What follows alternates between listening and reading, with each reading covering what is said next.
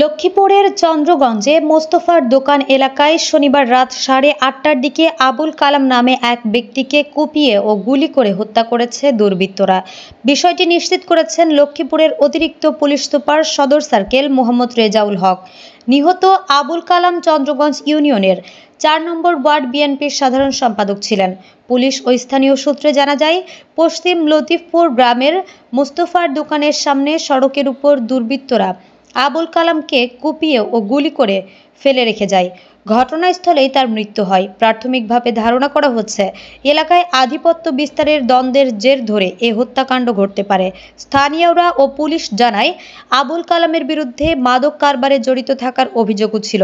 অতিরিক্ত police super Mohammad Rezaul Haque বলেন, আবুল কালামকে কুপিয়ে ও গুলি করে হত্যা করা হয়েছে। হত্যার কারণ উদ্ঘাটন এবং এ ঘটনার সঙ্গে জড়িতদের শনাক্তে পুলিশ কাজ করছে।